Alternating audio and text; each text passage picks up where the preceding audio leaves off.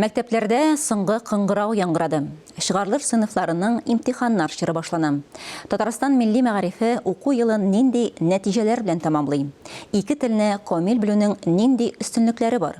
Әлеге һәм башка сорауларга җавап бирү өчен без бүген студияга Татарстан мәгариф һәм фән министрлыгының милли мәгариф идарәсе җитәкчесе Илгиз Халиковны чакырдык. Актуаль әңгәмә сәхифәсен журналист Миңназыйм Сәфәров алып бара. Хәерле көн, Илгиз әфәнде. Хәерле көн. Милли мәгариф бу уку елын нинди нәтиҗәләр белән тәмамлый дигән сорау килеп баса. Иң элек. Нинди нәтиҗәләр дигәндә, минемчә без яхшы нәтиҗәләр белән агымдагы уку елын тәмамлыйбыз, чөнки безнең берничә күрсәткечләрдә уңай динамика күзәтелде. Бигрәк тә аның сөендергәне ул балаларыбызның туган телләрдән төп дәүләт имтиханын сайлау саннары. Әйтик, агымдагы уку елында безнең 4051 бала туган теленнән төп дәүләт имтихан сайладылар. Һәм инде уңышлы гына аны тапшырдылар дип әйтергә була. Үткән ел белән чагыштырганда бу 1000 артыграк, чөнки узган елда 2502 бала сайлаган иде. Агымдагы елда менә шушы 4051 баланың 3895-е менә татар телен сайлады. Һәм инде башкалар аның удмурт, чуаш, мари телләреннән сайладылар. Бу безнең өчен бик зур күрсәткеч. Мин монда инде бартик безнең муниципаль районнарга рәхмәт сүзләрен белдерәс килә, чөнки алар үзләренең юл карталары нигезендә менә шундый нәтиҗәле, яхшы, саллы эш алып бардылар. Инде бердәм республика имтиханына килгәндә, агымдагы елда безнең 7 балабыз сайлады республика имтиханы татар теленнән.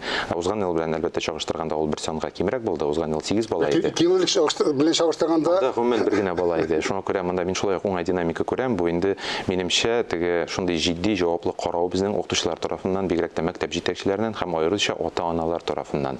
Чөнки менә нәрсә сөендерә тагында, агымдагы елда шушы 7 баланың аның 4-се Казан мәктәпләре балалары. Менә. Чыннан да федераль уку стандартлары нигезендә 18 елдан башлап безнең әти-әниләр үзләренең балалары өчен туган телне сайлау хокукына ия булдылар, име. Ни кызганыч, яшерен батырын түгел, кие үзебезнеке диптер инде, име. Әти-әниләрнең күпчелеге туган тел итеп рус телен сайладылар. Менә бу вазгыять ничегрәк хәзер 18 елдан башлап алсак инде, менә хәзер бүгендә әзрәк уңай якка үзгәреш бармы дип сорау.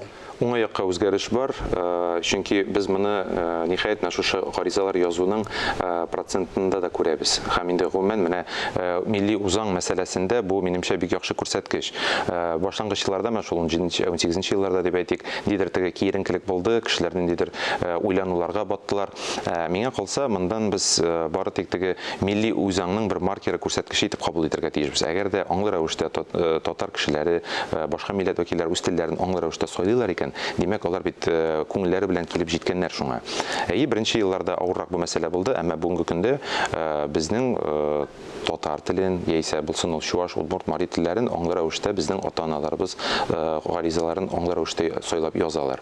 Бу минемчә шулай ук яхшы күрсәткеч һәм монда әлбәттә безнең мәктәп җитәкчеләренең роле. Чөнки һәр ата-ана җыелышында менә шушы телнең әһәмияте, аның мөһимлеге, аның безгә бирелгән менә теге ата-бабалардан килгән шундый зур мирасыбыз, байлыгыбыз итеп әйтеп биреп аңлата белү, ул бары тик шуның күрсәткече, шуның нәтиҗәсе. Аңлашу нәтиҗәсе. Аңлашу нәтиҗәсе. Бары тик менә шу ата-аналар белән күзгә-күз утырып сөйләшкәннән соң гына, әлбәттә безгә берничә ел шушы сөйләшләрне алып барырга туры килде. Чөнки менә дидер бер киеренкелек бар иде. Әмма минемчә менә яңа караш белән әйткәндә уңай динамика бар һәм алга таба менә бу саннарны без шулай ук арттыру өстендә эшләячәкбез. Менә бу уңай динамика дәвам итсен өчен тагы нинди эшләргә, нинди гамәлләр кылырга кирәк икәнлеген күз алдайсызмы? Күз алдым, шәхсән миңа килгәндә менә беренчесен без сезнең белән әйтеп киттек, иң беренче чиратта ата-аналар белән эшләргә кирәк. Ничек кенә дисәк тә, чөнки бүгенге көндә туган тел ул гаиләдән башлана, ата-анадан, ана теленнән башлана. Һәм инде ул безнең балалар бакчасыннан, мәктәптә менә шушы эшне без бартик алып китәбез һәм аны тулыландырабыз. Шуңа күрә ата-аналарны әзерләргә кирәк, алар белән сөйләшүләр алып барырга кирәк, иренмәскә кирәк.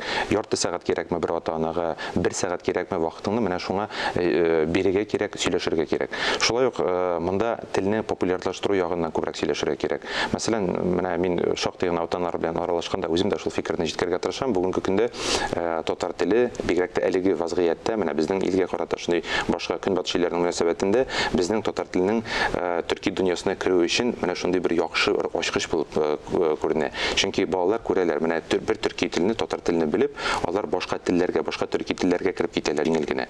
Сез күрәсез, соңгы елларда без бигрәк тә менә яхшы икътисади юнәлештә барабыз төрки дәүләтләр белән, Урта Азия илләре белән. Менә миңа калса, бу бик яхшы стимул бүгенге көндә. Электән килгән татарга тормыш кирәк дигән принципка яңадан әйләнеп кайтабыз. Нәкъ шулай без инде менә ул сүзне шулай кабатларга яратабыз. Ата-аналар белән очрашуларда да, укытучылар белән дә. Соң аның уйлап карасаң, безнең илебездә урнашкан бит уникаль материкта Евразия белән Европа белән Азия кисешкән. Һәм инде безгә менә электән үзе кушкан менә шушы материкта, шушы төбәктә дип әйтик, үтәргә. Һәм менә бүгенге көндә ул бигрәк тә шундый ал шарт, ал максат булып тора безнең өчен. Илгиз әфәнде, менә ике телне дә мөкәммәл, камил белгән кеше буларак, менә әйтсәгез иде үзегезнең мисалыгызда. Нәрсәгә ул татар теле дип әйткән, дип уйлап ялгыш фикер йөртүче әтинәләргә сезнең җавабыгыз? Монда мин бер фәнни күзлектән генә фикерне әйтеп үтәсе килә. Узган ел без югары икътисад мәктәбенең баш мие һәм тел үзәге белән фәнни тикшерүләр уздыру юнәлешендә килешү төзедек. Һәм менә шушы килешү кысаларында безнең кызык кына менә эшчәнлекләребез башланып китте. Һәм әлеге үзәкнең тикшерүләренә анализ ясаган идем мин. Һәм менә әлеге үзәкнең тикшерүләренә килгәндә ике телдән күбрәк белгән кешеләр менә деменция, афазия кебек чирләрдән шир куркынычларыннан алар азат ителә дияргә мөмкин. Чөнки баш мие, андагы теге нейрон бәйләнешләр алар күпкә яхшырак эшлиләр. Шуңа күрә менә бу яктан караганда да, әгәр дә син яшьлегеңне тагын да озынайтасың килә икән, ике яисә күбрәк телләр белергә кирәк, бигрәк тә туган телне беренче чиратта. Рәхмәт. Ихлас җаваплары өчен бик зур рәхмәт. Заман куйган сораулар тагы да булыр әле. Шуңа күрә без сезне студиядә көтеп калабыз.